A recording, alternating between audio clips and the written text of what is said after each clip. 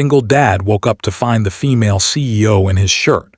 What she said left him frozen. The first thing Arham sensed was the warmth of someone breathing gently beside him, followed by the soft rustle of fabric that didn't belong to him. His eyes shot open, and before his mind could register the morning light seeping through the thin curtains of his small apartment, he saw her, Zara, the iron-hearted CEO whose signature could make or break an entire company, sitting on the edge of his bed, wearing nothing but his oversized white shirt, her hair falling in messy waves, her eyes haunted by a storm he didn't understand. For a moment, time hung suspended, the world shrinking into that small, impossible scene, and Arham's heart hammered with fear, confusion, and something dangerously close to hope. Then she looked at him, her voice trembling in a way he had never heard before, and whispered words that froze him where he lay. "I didn't come here for help. I came here because I had nowhere else to go." If you believe in kindness, second chances, and stories that tug at the heart, please like, comment, share, and subscribe to KandHStories. Your support means everything. Arham blinked, still struggling to make sense of the moment, and memories of the previous night slowly pieced themselves together. He remembered the rain, the thunder that made even his 6-year-old daughter Miriam whimper in her sleep, and the frantic knocking at the door long after midnight. He had opened it expecting a neighbor or someone from the building needing help, but instead found Zara drenched, shivering, and looking unlike the powerful, untouchable woman the world admired. He had seen her many times at his workplace, always from a distance, always like a star too high to reach. A man like him, a widowed cashier, a struggling single father, didn't belong anywhere near a woman whose life was wrapped in glass towers and luxury cars. Yet she had stood before him, rain-soaked and silent, until she finally whispered, "Please, just let me stay for tonight." Arham had stepped aside without a second thought, not because he expected anything, but because something in her eyes mirrored the loneliness he lived with every day. He had given her his blanket, made her tea, and set up Miriam's old sleeping mattress for himself on the floor. But somewhere in the night, perhaps when Miriam rolled over and pushed him off the mattress, or when the floor grew too cold, he must have drifted upward half asleep and unknowingly let Zara take the bed. Still, that didn't explain why she was dressed in his shirt, or why her eyes held the kind of sadness that dug into his chest like a blade. As the morning unfolded, Zara quietly moved toward the kitchen, trying to hide the tremble in her hands. The atmosphere of the small apartment, the faded sofa, the toys scattered on the rug, the barely working stove was a world entirely foreign to her, yet she walked through it with a strange gentleness.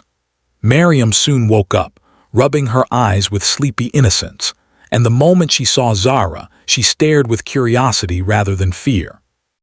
Children have a way of sensing brokenness in others, and Miriam walked to her with the tender confidence only a child could carry. She tugged lightly on Zara's sleeve and asked if she wanted to join them for breakfast.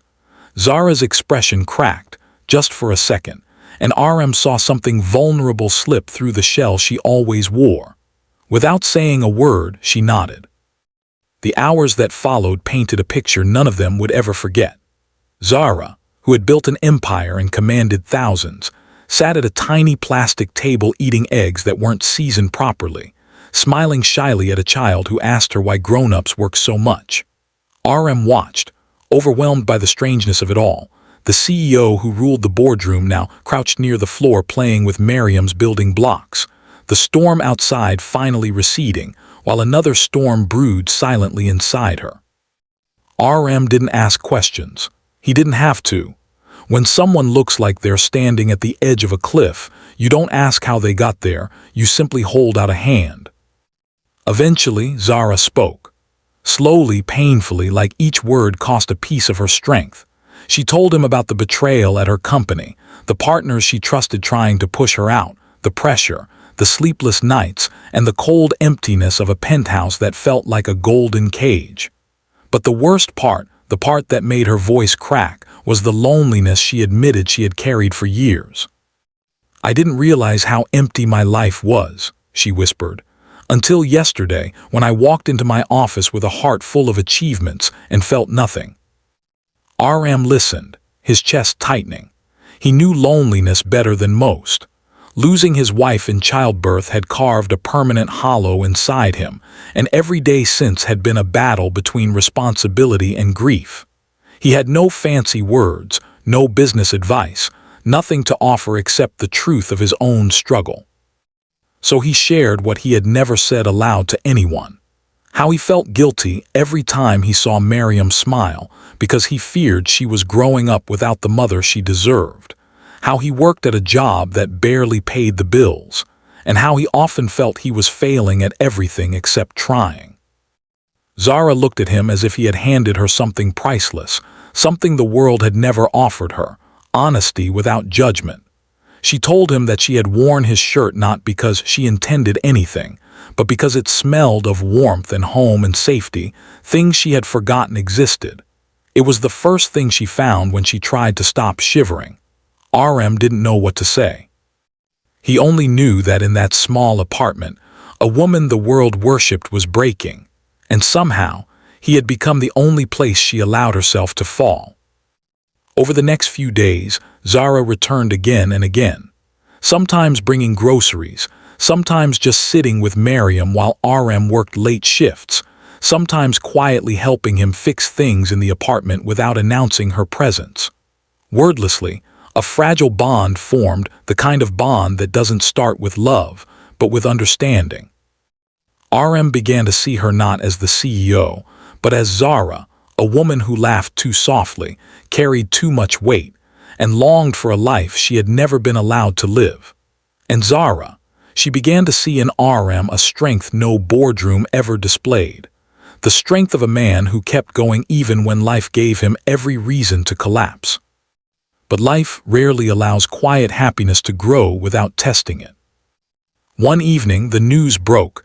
The media published photos of Zara entering and leaving Arham's building. Rumors spread like wildfire, twisting the truth into something ugly. They called him an opportunist, a gold digger, a man using his daughter to gain sympathy. They painted Zara as reckless and irresponsible. Paparazzi began surrounding Arham's building, shouting questions, frightening Miriam. He begged Zara to stay away, not because he didn't trust her, but because he wanted to protect her. But Zara refused. She stood outside his door, facing cameras and reporters, and said, "This is the only place I've felt safe in years. I won't walk away from the people who gave me back my breath." Her words stunned the world. But they stunned Arham even more. That was the night she showed up again, shaken but determined, and told him the words that nearly brought him to his knees. She said she didn't just need a safe place. She didn't just need to escape her world. She needed him. She needed the steady kindness, the simple honesty, the warmth of a home that smelled like real life and not polished marble. She needed the man who treated her as a person before treating her as a CEO. And most of all, she needed the way Miriam held her hand like she belonged. Arham didn't know what future waited for them. He didn't know what storms would rise again. But for the first time in years, he felt the weight on his chest lighten, as if life had finally opened a small, trembling window of hope. Zara stayed the night not because she was broken, but because she was healing. And when she whispered softly in the morning, "You were my last choice for help, but you became the first place I ever felt at home," Arham knew their lives had changed forever. Sometimes fate doesn't knock with grand miracles. Sometimes it arrives soaked in rain, wearing your shirt and asking for shelter.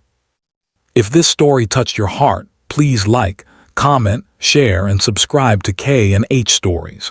Your love keeps these emotional stories alive. Before the ending, please comment below. Everyone deserves a second chance. And here is the closing line of the story. Even the strongest hearts can shatter, but sometimes all it takes is one gentle soul, one unexpected moment, to piece them back together and remind them that love can rise again from the most impossible places.